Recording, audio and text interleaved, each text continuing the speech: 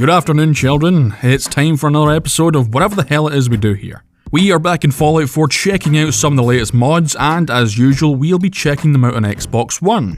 Firstly though, I told you I'd make a Discord, and I did. I put the link to it in the community section, but I'll also leave a link in the description too. As you can see, we all love a good chat, and we're so well behaved and so polite. So if you're looking to get involved in the chat, come on down and join us. We have absolutely no ulterior motives whatsoever.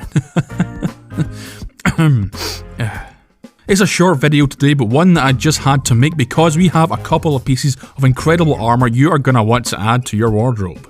So let's get to the mods. First up we have Enclave Remnants Armor by Caleb Gaddafi. This adds an awesome two-piece set of Enclave armor to help us finalise the retaking of America by the one and only true government body. As you can see, it's very well crafted, everything is where it should be, and not a single flaw in the texturing, and even has a slightly worn effect as though it has seen some action. It really is a talented piece of work, and as we know, making armor, or anything else really, does take quite a lot of talent. As it's meant to replicate the power armor style from Fallout 3 and New Vegas, the armor comes only in one style for both male and female players and NPCs, and although this would be the power armor from the previous games, in Fallout 4, it obviously isn't classed as power armor, but heavy armor instead.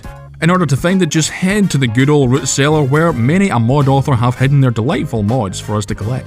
There aren't any flaws other than one minor thing, although the mod author has already pointed it out, and it's that the shoulder area of the armor tends to stick out upwards and outwards when crouching. However, it's really nothing anyone's going to notice. So let's talk about some mods for our mod, shall we? You get a choice of two paint jobs for both the armor and the helmet that are black and bare rusty metal.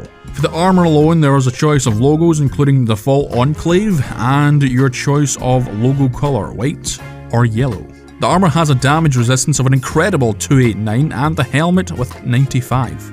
And our other set of armor is the New Vegas Classic Metal Armor, and this is by XGamer468. This brings the archetypal metal armor from Fallout New Vegas and plops it into Fallout 4 to give us that warm nostalgic feeling of what was most probably the better wasteland. This was made by the Capital Wasteland Project team, and once I saw their tweet regarding its release, and the fact that they ever so generously released it on Xbox, I knew I had to rush over and grab it. This is part of their Fallout 4 NV project. Another wonderful looking armor, and if you compare it to its last gen predecessor, you can see that a lot of attention went into recreating the armor and making sure that it matches piece for piece. Once the player reaches level 15, they will be able to obtain this beautiful creation by finding on raiders, vendors, and leveled lists. The strength of the armor will depend on the player's level, so the higher the level, the better the armor that can defend them. Alternatively, you can craft the very most base version at a chem station under utilities if you're unable to find it in the wastes,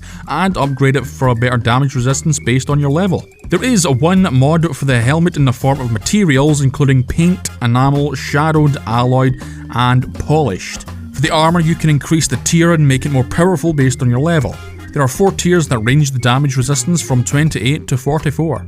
As well as that, you have a selection of under armor including Brotherhood of Steel, Brotherhood of Steel Officer, Raider, and a Vault 111 jumpsuit. So that's it for the video today. I hope you enjoyed. If not, feel free to throw things at me in the street. Hello to any new subs that have just joined us, and as always, the links to the mods are in the description. Remember, Discord, lovely chat, well behaved, all that stuff. So with all that being said, I'll see you next time.